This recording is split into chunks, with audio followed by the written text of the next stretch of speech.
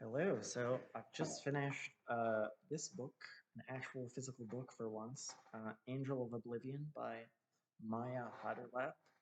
And I got this book while I was on vacation in Poland. Um, I have this thing for unusually shaped books. I don't know why, but just like, a book that has a weird shape, like either too small or too big, or like the cover is something's up with it. I'm just like, oh, that's the book for me. And look at this thing. It is almost a square. Almost a square. Um, I mentioned this preference of mine to somebody, and they said like, oh well, it's probably like a marketing gimmick. And maybe I am falling for a marketing gimmick, but I think that oftentimes when a book has is shaped weirdly, that reflects something about the content. And in this case, I think that's true because the uh, the chapters are very short and disconnected. It's quite strange. It reminds me of another book I read, Sisters by Lily Tuck, which is fictional. And this is nonfiction. It's a narrative of someone's life. It's a biography, and it's a biography of a very particular, like, someone who I would say that um, the thing that's interesting about them is not anything that they've done, but rather just their background. Um, Not to dunk on Maya Hatterlap or anything. I think she would probably agree. Uh, Her grandmother was a survivor of the Holocaust. She was taken to a concentration camp, Ravensbrück concentration camp. Her family is Slovenian, which and a particular type of Slovenian. They're actually Slovenians who are within Austria, so they're in an interesting position in relation to that group anyway. Slovenians within Austria are in a really interesting position relative to the Third Reich, which is that they are sort of on the border, directly on, like, actually literally on the border between nation and other. And so that sort of ambiguous position um, leads to these really interesting situations. Like uh, in the book, we hear about uh, people who were conscripted into the Wehrmacht, so the German army of the Third Reich, and it's odd. It's odd to think of Slavs getting conscripted into the Wehrmacht because the Third Reich was like pretty clear about what their long-term plan for the Slavic peoples are. So unsurprisingly, a good number of Slovenians who were conscripted into the Wehrmacht ended up defecting, um, which is great. But gee, this is one of those books that I feel like is a little bit difficult to just start talking about, which is, what I'm doing here. And I think the reason for that is that oftentimes um, life does not come in a neat narrative package. And this ties back into the weird shape of this book because it's not just weird on the outside, it's weird on the inside. The chapters are really short. Those already short chapters are divided into sometimes connected, sometimes not connected sections. And those sections are usually not more than a page or two long. Um, so Maya Haderlap is giving us a, you know, big set of fragments of her life that are organized somewhat. And I guess that's I guess the thing is that she can't, or maybe just hasn't, put these pieces into a larger narrative framework. Like, there's not really an arc here. And I don't mean that to say like the book is incoherent or the book is difficult to read. It's very easy, it's very readable, it's very understandable. But just that the overarching meaning is not something that she gives you. It's something that you sort of have to figure out for yourself, um, which I found really interesting. It's a really nice book to read in small pieces, which is why I got it. I was really looking forward to that feature of this book.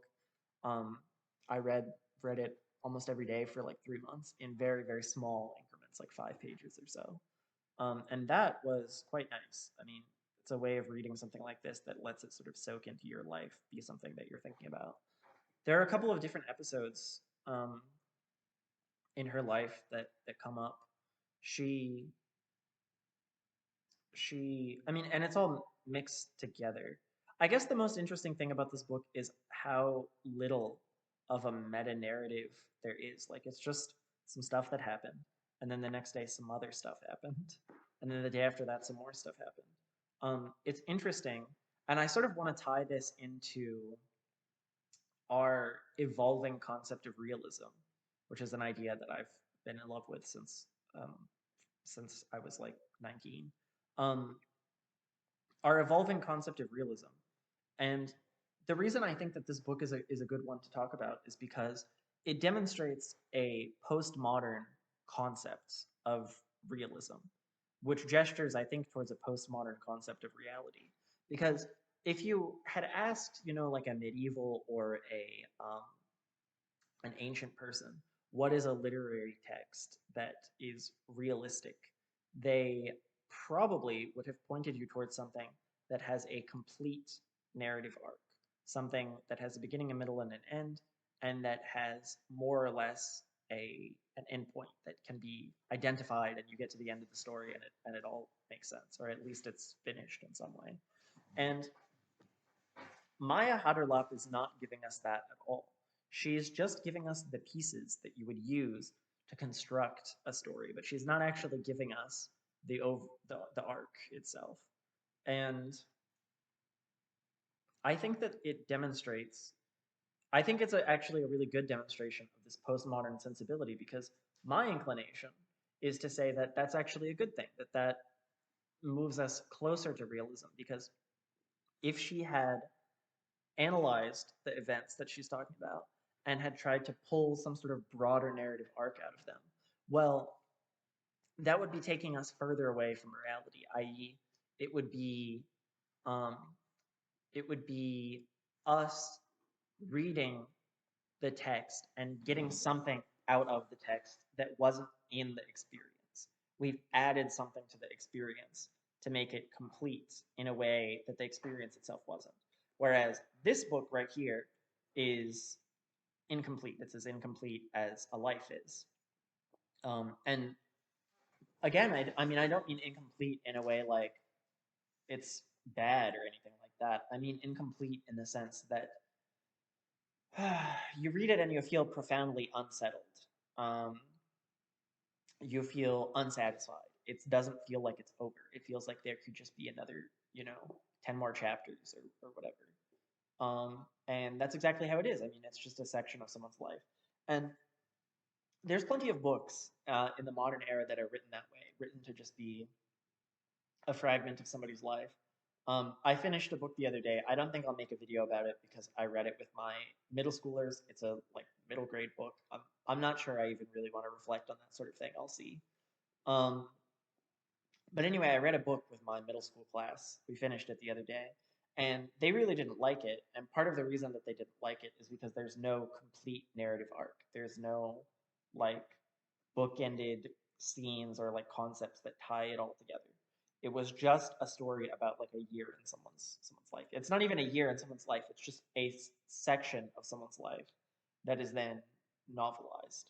And they really hated that. And I think like the ancient Greeks, for example, would have agreed with them that that's a terrible way to tell a story.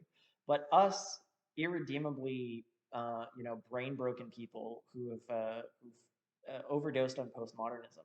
For us, I think it strikes us as more realistic to have a story that isn't complete, that doesn't have a satisfying narrative conclusion. And okay, actually, before I go on to the next thing, I want to say, like, you know, because I'm kind of divided on this question of whether or not it's actually more realistic to um, to take a postmodern approach or to take a pre-modern approach, because the pre-modern approach, sure, it adds something to the text that wasn't there before, but I think that an ancient person would just say, okay, but the meaning of these events exists. It does exist, and it might not be clear to you in the moment that you're like, I don't know, experiencing some war, that this is some kind of divine retribution or whatever. But that doesn't make those meanings less present. Um, and now that I'm putting the dichotomy this way, it really just sounds like this is mostly a death of God type thing.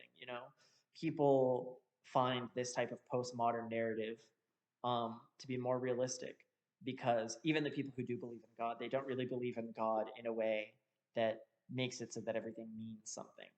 And that has the effect of making it feel subjectively like these sort of collective pile of fragment type books are more realistic. Okay, so I want to move on to the next thing, which is how Maya Haderlap ties this into the uh, historical critique, I guess, that she's making. The closest thing that the book has to a thesis statement, which is, hey, doesn't it fucking suck that people don't remember this stuff? And it's a really weird and disturbing thing to be saying about the Holocaust because, of course, we all think that we remember the Holocaust very well, never forget. And so it's quite disturbing to have someone come along and say, well, no, there's this aspect of it that's been buried, that's been completely forgotten. And she catalogs, first of all, she says many times, she brings it up, that people don't believe her grandmother, that all these things happened to her, that her grandmother is basically constantly accused of being a liar. Um, she also says that after the war, her father was a partisan fighter, and after the war, people basically badmouth the partisans all the time. In other words, you know, these fucking Nazis who lost the war and then were like, oh, I guess I'll go back to normal life, are saying, are in the streets, in bars and normal places, saying, well, the people who opposed us, sure, whatever, we lost the war, maybe the Third Reich shouldn't have done that, but the people who opposed us, they were the real evildoers, um, which is a very frustrating thing to have to live through. And she ties it to this historical amnesia that essentially her people, the partisan struggle of the Slovenes who live in Austria, is being erased.